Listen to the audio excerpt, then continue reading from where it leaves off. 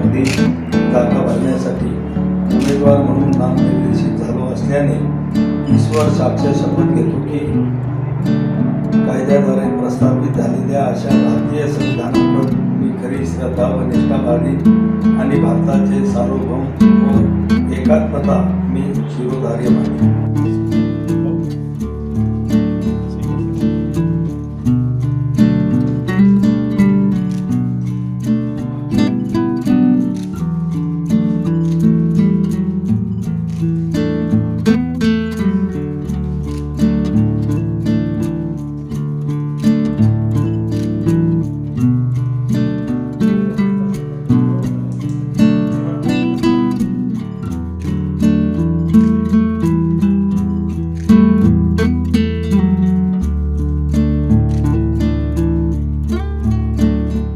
बुलढाणा लोकसभेकरता प्रतापराव जाधव यांनी आपला आता नामांकन अर्ज दाखल केलेला थेट महाराष्ट्र टाइम्स ऑनलाईन सोबत ते जोडलेले आहे। सर नमस्कार, आपलं आज आपण अर्ज दाखल केलेला आहे, कसा आपलं सगळं प्रचाराचं आणि कसं पुढचं नियोजन आहे? आज या ठिकाणी मी महायुतीच्या वतीनं माझा नामांकन अर्ज दाखल केलेला आहे।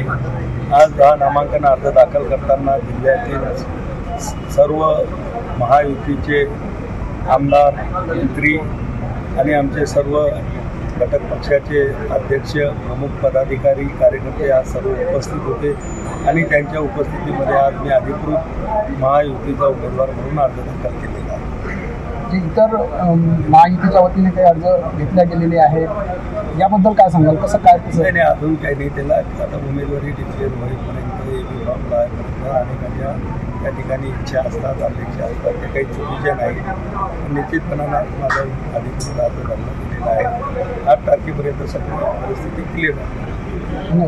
तर एकंदरीत आपण पाहू शकता की नुकता उमेदवारी अर्ज भरल्यानंतर आता महामेळाव्याकरता प्रतापराव जाधव हे मार्गस्थ होत आहे।